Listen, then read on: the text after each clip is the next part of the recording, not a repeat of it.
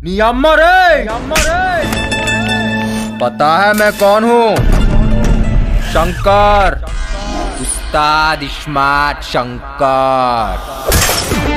मामा ज्ञान मत देना। नाम बोले तो गली हडल डबल दिमाग उंदी इधर कर ले अपने नीचे नजर इश इश इश माटे ना तो కిరికిరంటే పోషమ్మ గుడి ముంగట పొట్టేలింగ్ కట్టేసినట్టే मार मुंता चोट चिंता। तो कैसे हैं आप लोग? स्वागत है आपका अपने चैनल में। आज मैं लेकर आया हूँ एक साउथ इंडियन मूवी का एक्सप्लेनेशन। वीडियो के स्टार्टिंग से तो आप समझ ही गए होंगे कि मैं किस मूवी की बात कर रहा हूँ।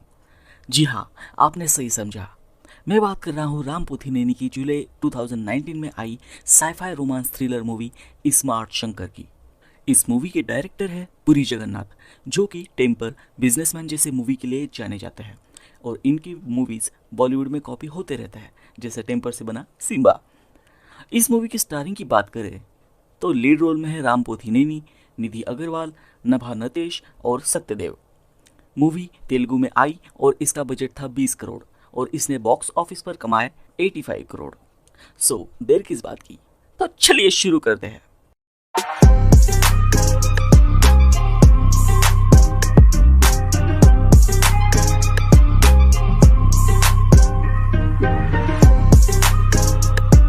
मूवी के शुरुआत में हमें दिखाई जाती है एक न्यूरो साइंटिस्ट जिसका नाम है सारा। वो मेमोरी ट्रांसप्लांट के रिसर्च पर काम कर रही है और वो अपने चूहे को दिखाती है जिस पे उसने वो एक्सपेरिमेंट किया है। पर तभी वो हॉल में कहीं खो जाता है और तभी उसके बीएफ अरुण का कॉल आता है, जो कि एक सीबीआई ऑफिसर है। उससे हमें पता चलता है कि एक क्रिमिनल जेल से भाग चुका है। अब दूसरे सीन में हमें दिखाया जाता है शंकर को, जो एक फैक्ट्री में छुपा है और वहाँ उसका इंट्रो बहुत ही राउडी स्टाइल में दिखाया गया है, बोले तो बिल्कुल टपोरी स्टाइल में। अरुण जिस क्रिमिनल की बात कर रहा था वो यही है।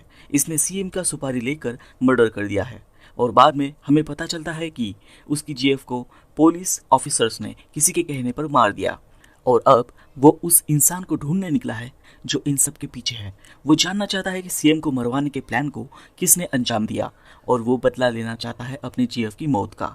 अगले सीन में हम शंकर को एक ट्रैक्टर पर बैठा देखते हैं, जहां एक महाराष्ट्रियन लुक वाली औरत भोजपुरी स्टाइल में उसकी लव स्टोरी पूछती है और तभी हमें फ्लैशबैक दिखाया जाता है। फ्लैशबैक में हम देखते हैं शंकर एक बिल्डर के पास हफ्ता वसूली करने जाता है, पर उसे धमकाते वक्त उसको चांदनी आके थप्पड़ मारती है और राउडी शंकर को वही पे उस राउडी लोनिया से प्यार हो जाता है। उनकी लव स्टोरी ऐसे ही आगे बढ़ती है। उसके बाद शंकर को पाल पोस कर बड़ा करने वाला जो काका है वो उसे एक सुपारी देता है, जिसके बारे में वो बोलता है कि अगर ये मर्डर तूने किया तो लाइफ सेटल हो जाएगी। और शंकर मान जाता है क्योंकि अब उसे चांदनी के साथ लाइफ सेट करनी होती है, इसलिए वो मर्डर करने के लिए रेडी हो जाता है।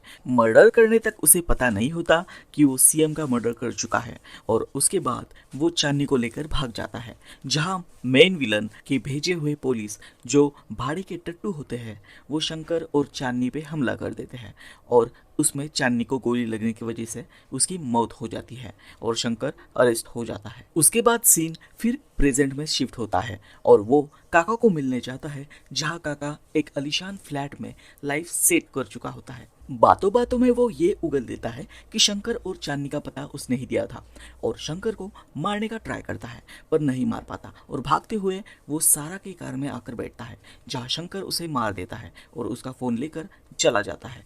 उसके बाद सारा अरुण को फ़ोन करके बताती है।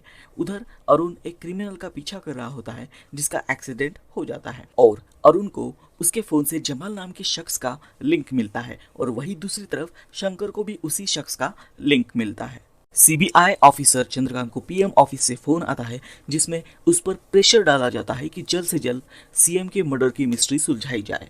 इसलिए वो अरुण को फोन करता है। अरुण उसी केस को ऑलमोस्ट सॉल्व कर चुका होता है। उसे पता होता है कि मूवी का मेन विलन कौन है और वही लास्ट कंफर्मेशन करने के लिए वो जमाल को ढूंढते हुए एक खंडहर में जाता है, जहां शंकर भी जमाल को ढूंढते हुए आता है।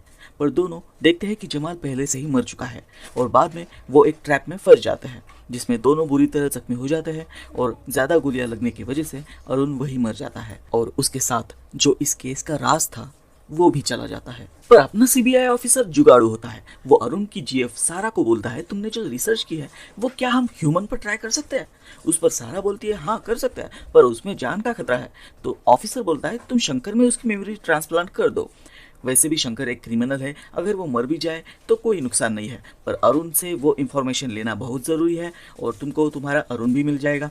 फिर क्या, ये सेंटेंस सुन के सारा सेंटी होके उसकी बात मान जाती है और वो अरुण की मेमोरी शंकर में ट्रांसप्लांट कर देती है, जो कि सक्सेसफुल हो जाती है। शंकर जब उठता है तो उसको अजीब अजीब झटके लगते हैं और मेमोरी सामने आती है, जिसमें वो सारा को देखता है। वो यादें उसकी नहीं होती, पर उसके बाद शंकर वहां से भाग जाता है और इंटरवल हो जाती है। वहां से भागकर शंकर अपने दोस्त गेटअप श्रीनु के पास जाता है और दोनों मिलकर सारा को किडनैप करते हैं। और तब सारा उसे पूरी बात बताती है कि उसे ये झटके इसलिए लग रहे हैं क्योंकि अरुण की मेमोरी अब शंकर के दिमाग में है, जिससे शंकर धीरे धीरे अपनी मेमोरी भूल जाएगा और चांदनी को भी, और पूरी तरह से अरुण बन जाएगा। उसके बाद वो एक ढाबे पर जाता है जहाँ गुंडे उस पर हमला करते हैं।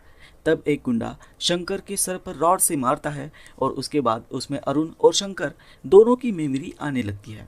कभी वो शंकर बनता है, कभी अरुण जैसा एक्ट करता है, जिससे गुंडे कंफ्यूज हो जाते हैं और पुलिस आने की वजह से वहां से भाग जाते हैं। उसके बाद शंकर अरुण के मेमोरी के हेल्प से उसके घर जाता है, जहां उसको पूरी केस की सेंसिटिव इंफॉर्मेशन के बारे में पता चलता है और वो बैग लेकर सीबीआई ऑफिसर को मिलने जाता है और वो बैग ऑफिसर को सौंप देता है। पर उसी वक्त उसके अंदर शंकर की मेमोरी आ जाती है और वो सारा को लेकर दूर निकल जाता है, जहां वो उसकी और चांदनी के यादों को याद करता है और सारा को बताता है, एटलीस्ट तुम्हारे पास अरुण की यादें तो है जिससे तुम उसको याद करके रो सकती हो, पर मैं आज याद करूंगा, कल याद करूंगा, पर परसों चांदनी मेरे यादों में रहेगी या नहीं मुझे ये भी नहीं पता। पर तभी उसके अंदर अरुण की मेमोरी एक्टिव हो जाती है और वो सारा को पिंकी कहकर बुलाता है, पर उसके अंदर की शंकर की मेमोरी उसको डोमिनेट करके सारा को दूर ढकेल देती है। पिंकी ये सारा का निकनेम होता है, इस नाम से सिर्फ अरुण ही बुलाता था। उसके बाद शंकर ऑफिसर से उस कंपनी का एड्रेस लेके वहां पहुंच जाता है जिस कंपनी के बैंक अकाउंट से पैसे ट्रांसफर हुए थे और पैसे विड्रॉ करके जमाल ने काका को दिए थे और काका ने शंकर को। उस कंपनी में गुंडे लोग ब्लू फिल्म को शूट कर रहे होते हैं और वहीं पर वो गुंडा भी होता है जिसने अरुण को मारा होता है। अरुण की मेमोरी उसे पहचान जाती है, पर गुंडा शंकर को नहीं जानता। वहाँ फाइट सीन होता है। इधर सीएम के मरने के बाद सीएम के बेटे की बीवी को बच्चा हो जाता है और सिंपैथी में सीएम का बेटा अगला सीएम बनने वाला होता है। दूसरी तरफ शंकर के ब्रेन में अरुण की मेमोरी पूरी तरह बैठ गई होती है। वो पूरी तरह से अरुण बन चुका होता है, जिससे वो सारा को वो धुन सुनाता है जो उसने सारा के बर्थडे पर सुनाई थी और वो कहता है कि मैं जानता हूँ कि क्या हुआ है मेरे साथ। वो बताता है कि मैं मरते वक्त बस तुमको याद कर रहा था और यही धुन मेरे मेमोरी में चल रही थी। इसका मतलब ये होता है कि अब शंकर पूरी तरह से अरुण बन चुका है। तभी सारा और अरुण पर वही पुलिस अटैक करते हैं जिन्होंने शंकर और चांदनी पर अटैक किया होता है। अरुण सबको मारकर उस पुलिस को पकड़कर सीबीआई ऑफिसर के पास ले जाता है और वहां बता देता है कि असली विलन सीएम के बीवी का भाई है, मतलब अगले सीएम का मामा, और वो उन्हें रंगे हाथ सबूतों के साथ पकड़ने का प्लान बनाते हैं। सीएम का बेटा अपने बच्चे का नामकरण के लिए वाराणसी गया है। वही शंकर यानी अरुण शंकर बन के जाता है और बातों बातों में सब कुछ रिकॉर्ड कर लेता है। जब सबूत हाथ लगते हैं तब सीबीआई उन्हें अरेस्ट करने आती है, पर वो भाग जाता है। अगले सीन में शंकर यानी कि अरुण उन लोगों का पीछा करते हुए एक अघोरियों के अखाड़े में आता है जहां अघोरी लोग नाच रहे होते हैं। वहां सीएम का बेटा उसके सर पर डंडे मार मार कर उसे अधमरा कर देता है।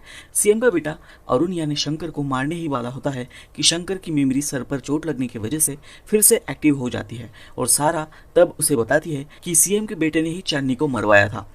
और ये जानने के बाद शंकर सीएम के बेटे को मार देता है। उसके बाद दिखाया जाता है शंकर अब पूरी तरह से अरुण बन चुका है और वो हांगकांग आ चुके हैं इंडिया छोड़कर, जहां 14 फेब के अवसर पर अरुण अपना शादी करने का प्रॉमिस पूरा कर देता है। इस मूवी का प्लस पॉइंट है इसके डायरेक्टर, जो कि हर मूवी के प्लॉट को कुछ इस तरह दिखाते हैं कि ऑडियंस बोर नहीं होती। मूवी में आपको कभी भी ऐसा नहीं लगेगा कि मूवी स्लो चल रही है, आप एक जगह बंधे रहते हैं। मूवी के लोकेशन अच्छे हैं, और सबसे बड़ी बात, जहां बॉलीवुड अपने हिंदू फोबिक एक्ट्स के बारे में जाना जाता है, वही साउथ इंडस्ट्री अपने कल्चर को कभी झुकाती या मजाक नहीं उड़ाती। यहाँ पर शिव तांडव स्तोत्र का म्यूजिक बहुत अच्छे से यूज किया गया है। अगर हम बॉलीवुड मूवीज की बात करें तो उसमें हमेशा हिंदुज्म को छोटा और ढोंगी दिखाया जाता है और वही इस्लाम को बहुत ऊंचा और पवित्र दिखाया जाता है। मैंने हाल ही में लक्ष्मी मूवी देखी, पर जो स्टैंडर्ड कंचना का था उसके 0.0001% को भी बॉलीवुड टच नहीं कर पाया और उसी वजह से मूवी सुपर फ्लॉप रही। साउथ की एक अच्छी बात यह है कि वो किसी भी धर्म को छोटा या बड़ा नहीं दिखाती। अब साउथ इंडस्ट्री भी नए नए एक्सपेरिमेंट करते जा रही है और हॉलीवुड लेवल की मूवीज बना चुकी है। बाहुबली तो पूरी दुनिया को पता है ही। आप लोगों को कौन सी साउथ मूवीज पसंद है, प्लीज कमेंट में लिखें। और नेक्स्ट कौन सी मूवी का एक्सप्लेनेशन आपको चाहिए वो भी बता दीजिए। अगर आपको वीडियो अच्छी लगी तो लाइक करें और अपने फ्रेंड्स के साथ शेयर करें और सब्सक्राइब करना ना भूलें। अब मिलते हैं अगले वीडियो पर, तब तक के लिए हम है राई प्यार के, फिर मिलेंगे चलते चलते।